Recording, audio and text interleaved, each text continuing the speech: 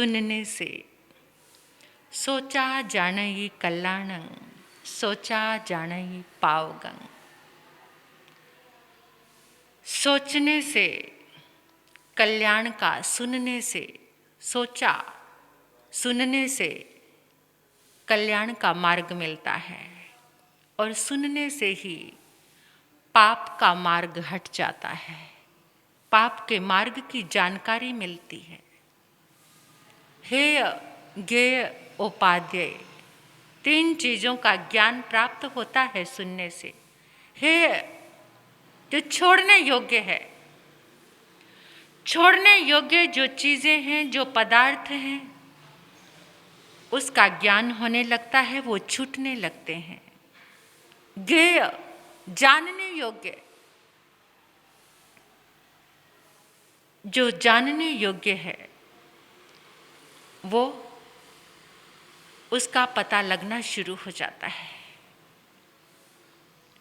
उपादेय ग्रहण करने योग्य, जो हमें ग्रहण करना है, असार को छोड़ना, जानना, असार को छोड़ना और सार को ग्रहण करना, ये पता लगता है। 2 तरह के जीवन होते हैं, एक होता है छलनी के जैसा, एक होता है छाछ के जैसा। छाछ क्या करता है? जो असार है, छाछ देखा आपने, यूज़ भी किया होगा कुछ बहनों ने। तो पहले ज़माने में छाछ चलते थे, सब हाथ से ऐसे ऐसे करते थे, तो हाथों की एक्सरसाइज होती थी। जितने भी काम होते थे तो ये जो हाथों की ताकत लॉन्ग टाइम बनी रहती थी। तो जो छाछ को ऐसे करते थे, जो चीज़ होती थी उसका जो असार था, यानी जो चीज़ वेस्ट थी, वो छाछ उसको बाहर फेंक देता था। कंकड़ है, पत्थर है, कोई तिनके हैं फालतू के अनाज में, तो छाछ से ऐसे ऐसे पिछोड़ते थे और उसको बाहर छोड़ देते थे। और छलनी क्या करती है? छलनी क्या करती है? छलनी से जितना सार है वो नीचे गिर जाता है, जितना कूड़ा है वो छलनी के अंदर रह जाता है। यानी जो सार होता है उसको तो बाहर निकाल देती है और जो वेस्ट होता है उसको अपने अंदर रखती है। महापुरुषों ने हमें समझाने के लिए बहुत सुंदर से रूपक बनाए हैं कि हमें छाछ की तरह बनना है, असार को बाहर फेंकते रहना है और सार को ग्रहण करते रहना है। हमें छलनी नहीं बनना कि सार जिंदगी का वो तो निकल जाए, जो वेस्टेज है वो पास में रहती रहे। ऐसा नहीं करना। हमें सुनने से एक मार्ग मिलता है और सुनते सुनते ये मन में भाव जरूर आता है। जब सुनते हैं लगन से तो एक भाव जरूर आता है कि जो कुछ मैं कर रहा हूँ, अगर कुछ गलत है तो वो छूटना शुरू हो जाता है। जो मुझे ग्रहण करना है, जो कल्याण का मार्ग है, वो मुझे अपनाना है। एक भेद पता चलता है बीच में माया का, दीवार का, और वो माया हटनी शुरू हो जाती है और परमात्मा से मिलन करने का पुरुषार्थ बढ़ना शुरू हो जाता है। सुनने से श्रुत का सुनना, सार का सुनना, नव तत्व का सुनना, आगम का सुनना, सुनने से, सुनने मात्र से अपने आप ही भीतर में एक विवेक की बुद्धि जागृत होने लग जाती है। सुनने से अशुभ लेशा छूटनी शुरू हो जाती है। हमारी जो लेशा है वो मधुर होनी शुरू हो जाती है। ऐसा लगता है हमारे वचनों को सुनकर किसी के अंदर मिठास आ गई, अंदर मिश्री सी घुल गई है। सुनने से कहते हैं ना, कई बार वो इतना मीठा, इतना अच्छा बोलते हैं कि सुनने से अंदर मिश्री सी घुल जाती है। किसी के स्पर्श से ऐसा लगता है जैसे उसने छू लिया तो एकदम बड़ा सुखद सा एहसास। ये लेशा का प्रभाव होता है। ये लेश्या होती है जो आपने सुना था लेश्या अध्ययन में, उत्तराध्ययन आगम में, कि लेश्या का वर्ण, गंध, रस, स्पर्श सब कुछ होता है। लेश्या क्या? भावों का। लेश्या क्या? भावों का। भावों का रस भी होता है, स्पर्श भी होता है, गंध भी होता है, सब कुछ होता है। तो जिस समय हम संत समागम करते हैं, सत्संग में आते हैं, तो उस समय हमें कल्याण का मार्ग मिलने लगता है और पाप का मार्ग छूटने लगता है। देखिए, एक राजा और बड़ा अच्छे से न्याय के साथ अपनी प्रजा का पालन पोषण कर रहा था। राजा का एक दीवान था। दीवान बड़ा समझदार था। पहले राजाओं के दीवान होते थे, जैसे अलग अलग तरह की उनकी परिषद होती थी, मंत्रीगण होते थे, पुरोहित होते थे, कवि होते थे, सेनापति होते थे, तरह तरह की उनकी परिषद होती थी। तो उसमें एक पद था दीवान का। बड़े ध्यान से सुनना, आपके काम आएगी ये बात। तो राजा का जो दीवान था, पुराना दीवान, उसकी मृत्यु हो जाती है। उसके जाने से राजा शोक सागर में डूब जाता है। मेरा हाथ, मेरी आंखें, मेरी ताकत, मेरा सब कुछ चला गया। मैं आंखों से देखता था, दीवान जी को समझ आ जाता था महाराज क्या चाहते हैं।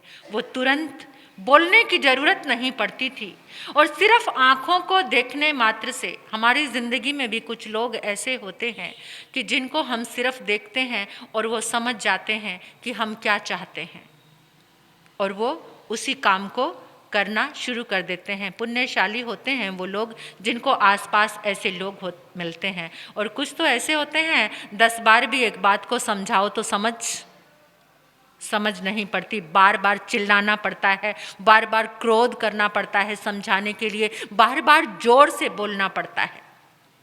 सबके जीवन में, परिवार को देख लो, साधु जीवन को देख लो, कहीं पर देख लो, तो जहाँ पर ऐसे लोग जिनको मिलते हैं कि आंख से देखा और वो समझ गए, तो ये बड़ा पुण्य, उदय और सौभाग्य की बात होती है। तो वो राजा का दीवान ऐसा ही था, चला गया। उसका एक पुत्र था, बेचारी दीवान की पत्नी विधवा हो गई, लेकिन उसको उम्मीद थी कि मेरा बेटा दीवान बनेगा। लेकिन दीवान का एक छोटा भाई भी था। जो दीवान चला गया था उसका एक छोटा भाई भी था। तो वो जो छोटा भाई था उसने अपने आसपास चमचे तैयार कर लिए कि राजा को ऐसा जचा दो कि मुझसे बेहतर वो कोई और नहीं है। तो जो चमचे थे, आपने चमचों के बारे में पहले भी सुना होगा कि चमचे क्या करते हैं, चापलूसी करना ही उनका काम होता है। इधर की उधर, यहाँ की बात वहाँ फिट कर दी, वहाँ की बात। तो दीवान ने कहा था जो दीवान का भाई था, कहा था मालो माल कर दूंगा, एक बार ऐसी राजा की चमचागिरी करके दिखा दो कि राजा मेरे भाई के बेटे को नहीं, मुझे दीवान बना दे। तो ऐसे ही परिषद बैठकर कुछ मीटिंग होती थी, तो बात चलती थी कि नए दीवान का चयन करना है। दो चमचे थे, वो कहते महाराज एक बार दीवान के भाई को दीवान बनाकर देखो, आप की सारी बातें सहजता में सिद्ध हो जाया करेंगी। राजा ने कहा मेरे दीवान का बेटा भी तो है। कहते महाराज क्या बात करते हो, अरे हंसों की सभा में कौवे का क्या काम है, वो तो कौवा लगेगा। ना उसकी कोई पर्सनैलिटी है, ना उसका कोई व्यक्तित्व है, ना उसे ठीक से बोलना आता है। अरे वो तो हंसों की सभा में आप कौवे को बुला लोगे। राजा जरा कान के कच्चे होते थे, तो राजा को भी जच गई ये बात कि ठीक है। अब वो दीवान कौन बन गया? दीवान का छोटा भाई दीवान बन गया। राजसी पोशाक, दीवान की पोशाक मिल गई उसे, घोड़ा मिल गया। अब बेचारी वो दीवान की विधवा पत्नी, वो तो यही सोच रही थी कि मेरे बेटे को दीवान का पद मिलेगा।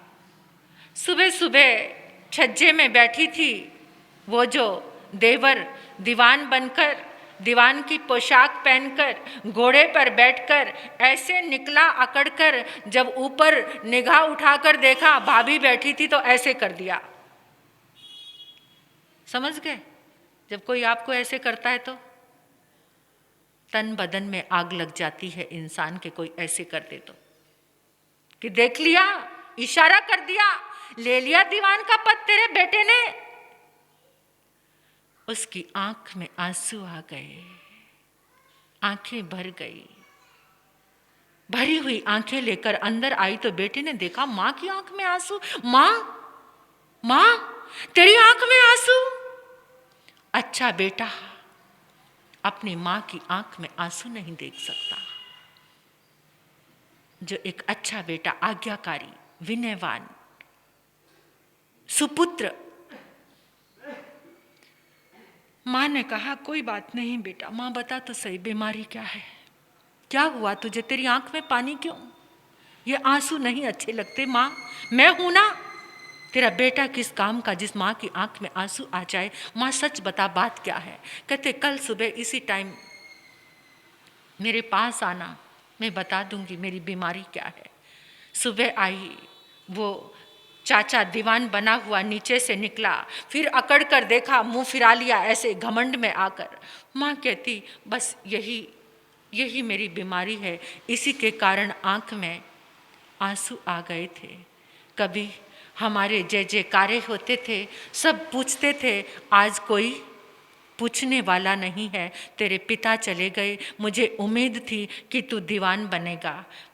बेटा कहता माँ चिंता मत कर, चिंता मत कर माँ, तेरी बीमारी का इलाज मैं करूँगा। अगर इलाज ना कर पाया तो ये बेटा किस काम का। बेटा अब कौन पूछेगा, राजा का रुख भी हमारी तरफ से बदल गया है। जब तेरे पिता दीवान थे तो हम सब की बहुत पूछ होती थी, अब कोई पूछने वाला नहीं है। नहीं माँ चिंता मत कर। लड़का तैयार हुआ, स्नान आदि किया, राजा के दरबार लगा हुआ था। दरबार में जाकर पहुंच गया और खड़ा होकर कहने लगा महाराज की जय हो। महाराज आपका ये दरबार विद्वानों की सभा है, मेरा एक प्रश्न है। राजा ने कहा हाँ बेटा बोलो बोलो, तुम्हारे प्रश्न का समाधान होगा। तो महाराज मेरा प्रश्न है कि अकल कहाँ रहती है। मेरा प्रश्न है कि अकल कहाँ रहती है, आपको पता है? आप सब जने बैठे हो, किसी को पता हो तो बता दो। हाँ जी, अकल बड़ी या भैंस ये तो बात है कि दोनों में बड़ा कौन है, लेकिन वो जो अकल है वो रहती कहाँ पर है, किसी को पता है?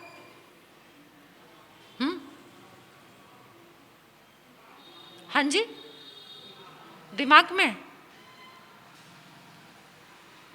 वहाँ पर सब लोग एक दूसरे का चेहरा देखने लगे, किसी को भी नहीं पता चला। जैसे हमारी ये सभा है, किसी को भी नहीं पता कि अकल कहाँ रहती है। सब एकदम कहने लगे, क्योंकि किसी को वो नया नया बना हुआ दीवान अखर रहा था। कुछ लोग पुराने दीवान के दीवाने थे, वो चाहते थे कि उसका बेटा दीवान बने, लेकिन वो नहीं बन पाया।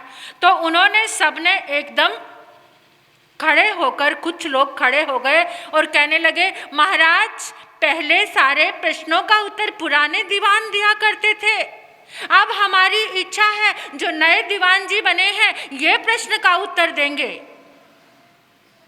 अब उसको तो बेचारे को आता ही नहीं था, वो तो इधर उधर बगले झांकने लगा, लेकिन थोड़ी सी उसने होशियारी की और वो खड़े होकर कहने लगा, महाराज मैं इस प्रश्न का उत्तर कल दूंगा, ये प्रश्न का उत्तर कल दूंगा।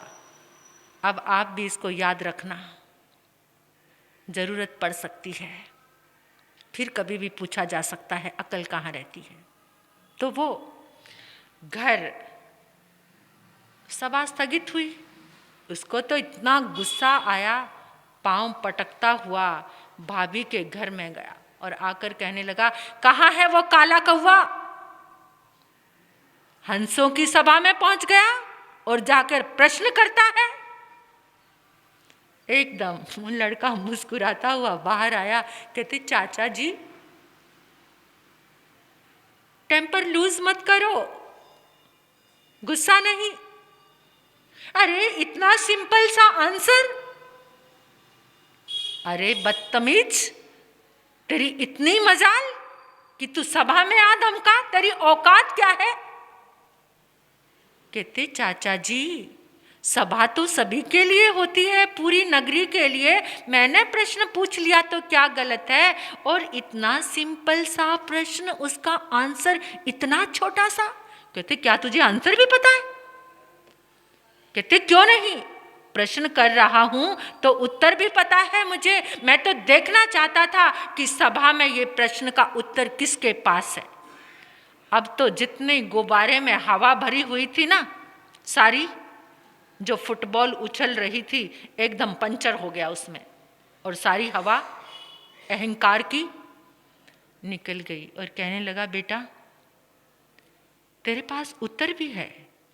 कहते हाँ चाचा जी, अगर आपने बड़ी समझदारी की जो कल पर टाल कर आ गए, मैं आपको बता देता हूँ चाचा जी, घबराओ मत। अरे बेटा मुझे माफ कर दे, क्षमा कर दे, मैंने तुझे जोर से बोला, तुझे कौवा कहा, मैंने तुझे गाली दी, बेटा मुझे क्षमा कर दे। अच्छा तो बेटा बता दे फिर अकल कहाँ रहती है? कहते चाचा जी अकल जबान पर रहती है। कहाँ रहती है? जिभा पर, जबान पर। बोलने के तहजीब और तरीके से पता चल जाता है ये कितना अकल वाला है ना? कोई आपसे शिष्टाचार से बड़े सुंदर शब्दों में बात करता है तो आप क्या कहते हैं? कितना अकल वाला है। अकल से बोलना। क्या अकल कहाँ रहती है? जबान पर। अब तो बड़ा खुश हो गया, बेटे के सिर पर हाथ रखा और चला। अब तो दरबार अगले दिन खचाखच भरा हुआ है, लोग तो तमाशा देखने आ रहे हैं। आज उसकी बेइज्जती होगी, पक्का होगा, क्योंकि अगर उसे आंसर आता तो कल ही बता देता।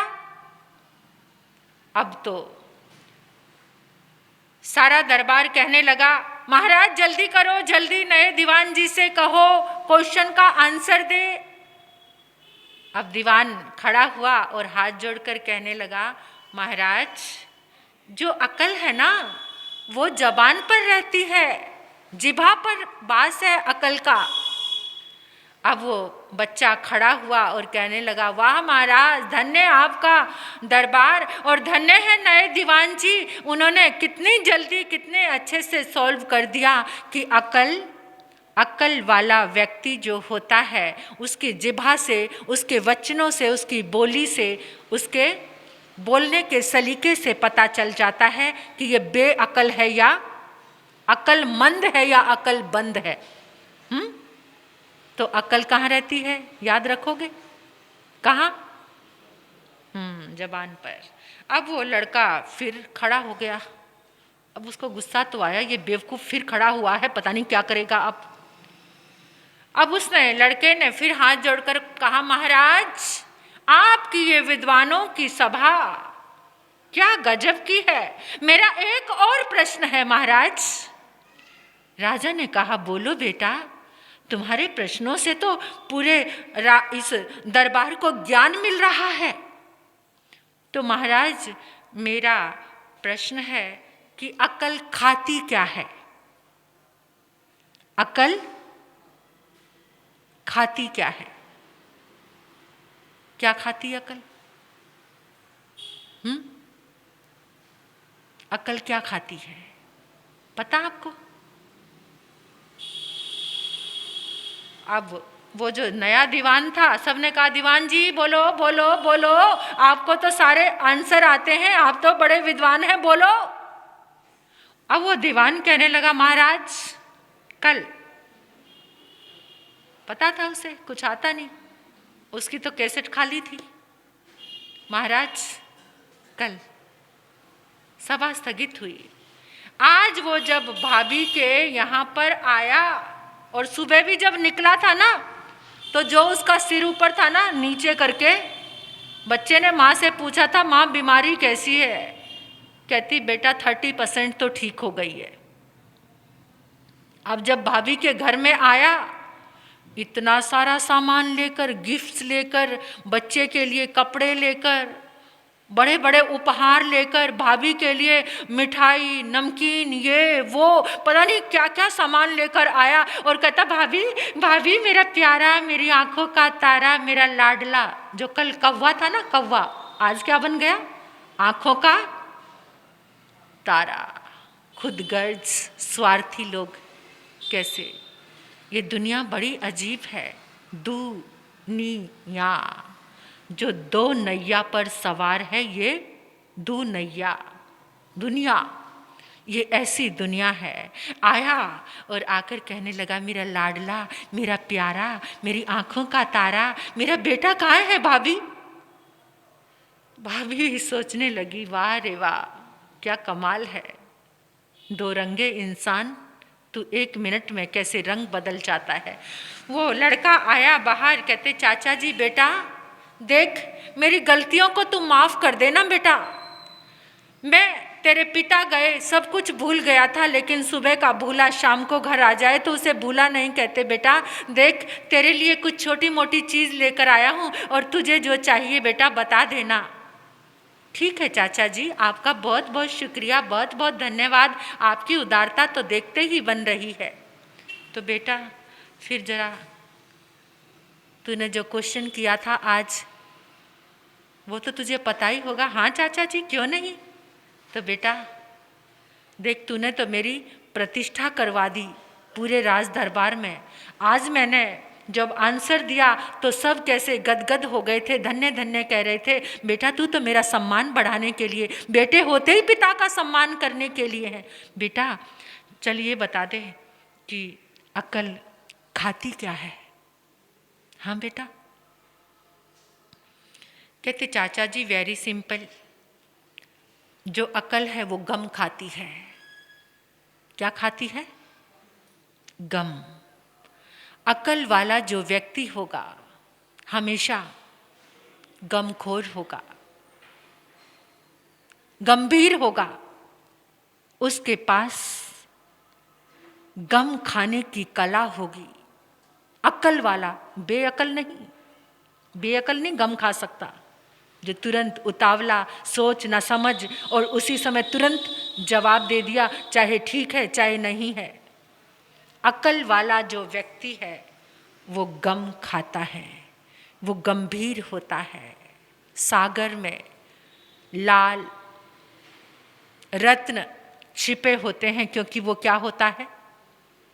सागर की उपमा देते हैं ना महापुरुषों, सागर वर गंभीरा, सागर वर गंभीरा, जो सागर की तरह गंभीर है।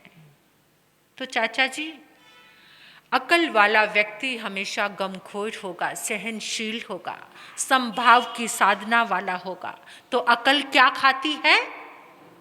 गम खाती है।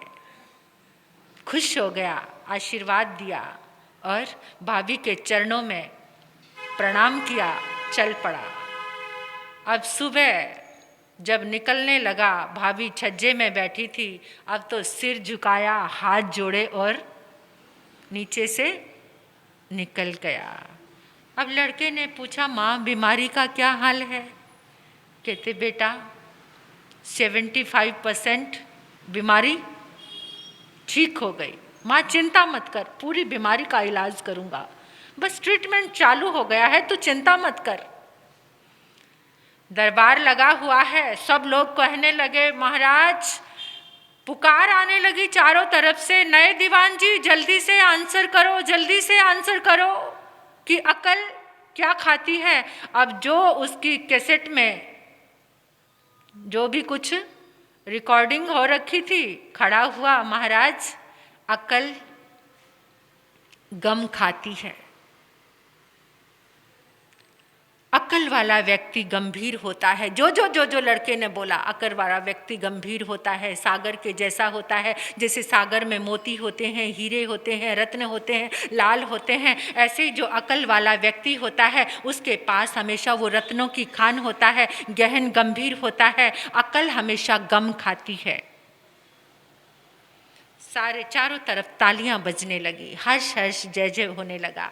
महाराज धन्य है, आपने तो चुनकर दीवान जी बनाए हैं, और दीवान जी तो बड़े काबिल हैं। ऐसे दीवान हमें इस नगरी को मिले हैं, तो ये नगरी धन्य हो गई।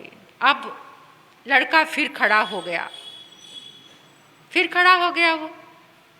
अब जब वो खड़ा हुआ, उसको अंदर से गुस्सा तो बहुत आता है, क्योंकि जहर का कलश और अमृत का ढक्कन, जहर का कलश और अमृत का ढक्कन। कितने लोग ऐसे होते हैं, अंदर तो ज्वाला और बाहर अमृत का प्याला, ऐसे बनते हैं। अंदर तो ज्वाला भरी होती है लेकिन बाहर से, लेकिन श्रेष्ठ तो वही होते हैं, बाहर भी अमृत और अंदर भी अमृत। लेकिन ये ज़्यादा समय नहीं चलता। यहाँ दुनिया में चला लोगे, लेकिन वहाँ चलने वाली नहीं है। ये शातिर बुद्धि वहाँ चलने वाली नहीं है। यहाँ चला लोगे, दुनिया को बेवकूफ़ बना दोगे, किसी को पागल बना दोगे, लेकिन कर्म छोड़ने वाले, उन कर्मों को कोई बेवकूफ़ और पागल नहीं बना सकता। इसलिए दोहरे मुखौटे पहनना छोड़ दो। जो अंदर कड़वाहट है तो बाहर भी कड़वे रहो, अगर अंदर मिठास है तो बाहर भी मीठे। ऐसा जीवन होना चाहिए। किसी के लिए खतरा मत बनो, किसी को चीट नहीं करना। अब वो कह रहा है, अरे बेवकूफ अंदर से बोल रहा है, तुझे फिर क्वेश्चन पर क्वेश्चन करता जा रहा है, मैं रोज तेरे दास बनकर तेरे घर पे जाता रहूंगा। लड़का खड़ा होकर कहने लगा, महाराज अकल पहनती क्या है? मेरा तीसरा और अंतिम प्रश्न है कि अकल, आपको पता अकल क्या पहनती है? किसी को पता हो तो बता दो मुझे। नहीं पता अकल क्या पहनती है। अब उसको तो बेचारे को रोज एक ही काम करना था, महाराज इस प्रश्न का उत्तर भी मैं, क्योंकि मुझे बहुत सारे ग्रंथ खोलने पड़ते हैं, बहुत किताबें पढ़नी पड़ती हैं, तब जाके मुझे पता चलता है कि इसका आंसर क्या है। लड़का मुस्कुरा के कहने लगा, महाराज मेरे चाचा जी कितने विद्वान हैं, देखो कैसे कैसे समाधान करते हैं, और फिर भी वो अकड़ता है। अंदर से तो मरता ही होगा कि ये क्या हो रहा है। कल इसका आंसर दिया जाएगा। तो आ गया, पूरी कर देती हूँ बात को 5 मिनट के अंदर ही। आ गया, आज तो भाभी के लिए नेकलेस बना कर लाया खरीद कर, बेटे के लिए सुंदर सा कड़ा लेकर आया, अंगूठियां लेकर आया, और बहुत सारे सामान के साथ साज सज्जा का सामान लेकर आ गया। और कहने लगा, अब लड़के ने माँ को पहले ही कह दिया था कि माँ चाचा जी जब आए तो कह देना मैं घर पे नहीं हूँ। कुछ बातें समझा दी माँ को कि माँ ये कह देना। आया, भाभी मेरा लाडला कहाँ गया, नजर नहीं आ रहा? मेरे प्यारे बेटे को जल्दी से बुलाओ, सारे काम छोड़कर उससे मिलने आया हूँ। जब तक उसको देख नहीं लेता चैन नहीं मिलता, जब तक उसको गले से नहीं लगा लेता कलेजे को ठंड नहीं मिलती। भाभी जल्दी से बता कि मेरा लाडला, मेरा प्यारा बेटा कहाँ पर है। भाभी कहने लगी, देवर जी बहुत परेशान लग रहा था, परेशानी में इधर उधर घूम रहा था। मैंने पूछा बेटा बात क्या है? तो कहने लगा माँ बस पूछ मत। कहते मैंने पूछा बेटा जल्दी से बता तो सही बात क्या है? कह रहा था मेरे दोस्त की शादी है और दोस्त की शादी में जाना है। अब दीवान का बेटा दोस्त की शादी में जाए और कह रहा था मेरे पास अच्छी पोशाक नहीं है कि लोगों को पता चल सके कि मैं दीवान का बेटा हूँ। बहुत परेशान था, घूम रहा था इधर उधर, फिर ना जाने कहाँ चला गया। कहते कि भाभी किस समय आएगा? कहते शाम तक आ जाएगा। दोबारा फिर चक्कर लगाया, आया, बेटे को गले लगाया, बेटा क्या बात है? कहते जी बहुत परेशान हूँ चाचा जी। क्या? दीवान का बेटा हूँ, दीवान का भतीजा हूँ, दोस्त की शादी में जाना है। कि बेटा चिंता क्यों करता है, चल, अगर तुझे दीवान का बेटा दीवान का भतीजा बनकर ही जाना है तो मेरी पोशाक और ये घोड़ा ले जाना और दोस्त की शादी अटेंड करना। ठीक है चाचा जी, आपने तो मेरी चिंता का निवारण कर दिया। तो बेटा प्रश्न का उत्तर तो बताता जा। कहते चाचा जी आज तो दिमाग में कुछ है ही नहीं, परेशानी में सब भूल गया। ना अंदर से कोई आवाज़ आई, ना कोई किताब पढ़ी है, ना पता है। थोड़ा सा देखूंगा करूंगा, पहले शादी अटेंड करके आ जाऊं, फिर आकर एक दिन पे और टाल देना आप। और सुबह सुबह तैयार हो गया, दीवान की पोशाक पहनी, घोड़ा लिया और चल पड़ा। दरबार तो खचाखच भरा हुआ था। किसी शादी में नहीं, कहीं नहीं, कहाँ पहुंच गया? राजा के दरबार में पहुंच गया। राजा के दरबार में पहुंचा और आज तो वो चाचा बेचारा, वो नीचे से तो क्या उस गली से भी नहीं निकला। वो भी दरबार में पहुंचा हुआ था राजा को कहने के लिए कि आज का क्वेश्चन एक दिन पर और टाल दो। उधर से एकदम पूरी पब्लिक आवाजें लगा रही है, दीवान जी जल्दी से प्रश्न का उत्तर दो। बेताब है हम प्रश्न का उत्तर पाने के लिए कि अक्ल पहनती क्या है, अक्ल पहनती क्या है। उसी समय लड़के की राज दरबार में एंट्री हुई और वो खड़ा होकर कहने लगा, सुनो सुनो सभी, आज का प्रश्न मेरे चाचा जी ने, अपने चाचा की बेइज्जती नहीं होने दी, उसको बोलने भी नहीं दिया अभी कुछ कि कल दूंगा। एकदम खड़ा होकर कहने लगा कि आज के प्रश्न का उत्तर मेरे चाचा ने मुझे दे दिया है। और सब कहने लगे कि बोलो बोलो अकल क्या पहनती है।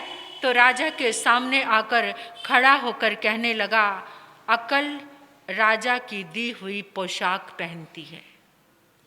अकल राजा की दी हुई पोशाक पहनती है।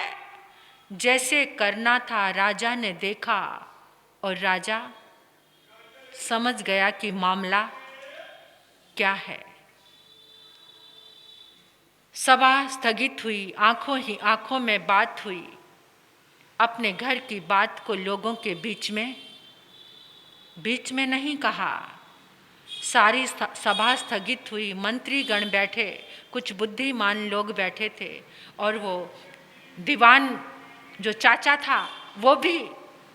तो लड़के ने सारी बात बता दी कि ऐसी ऐसी कहानी थी महाराज, मेरे माँ को त्रास देने वाला ये चाचा मेरा, क्योंकि इस वर्दी का, इस पोशाक का, इस गद्दी का अधिकारी, इस पद का अधिकारी मैं था क्योंकि दीवान मेरे पिता थे। लेकिन चापलूसों ने बीच में आने नहीं दिया, वो बीच में आ गए। महाराज अब आपकी जो इच्छा हो, गले से लगा लिया राजा ने। मेरे वत्स, तुझे इतना सफ़र करना पड़ा तेरी माँ को और तुझे इतना सहन करना पड़ा। और उसी समय उस दीवान को दीवान पद से खारिज किया, हटाया और उसको तिलक किया। और जिस समय राजा का तिलक लेकर वो माँ के पास पहुँचा, माँ के चरणों में झुका और कहने लगा, माँ तेरी बीमारी, कहते बेटा जड़ से ही खत्म हो गई बीमारी। तो ये बाहर की एक बात थी।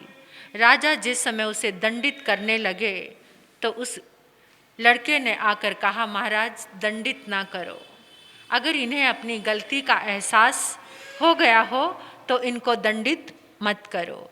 ये तो एक बाहर का कथानक सुना आपने, एक अंदर का कथानक कैसे जुड़ा है।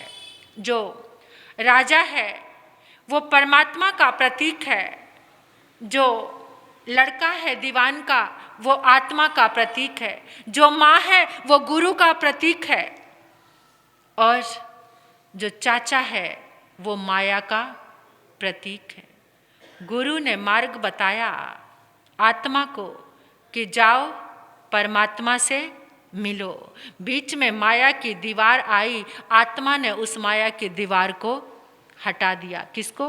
राजा से मिलन हो गया। यानी चाचा रूपी उस दीवार को बीच में से हटाया और राजा से जाकर मिलन, परमात्मा से मिलन कर लिया।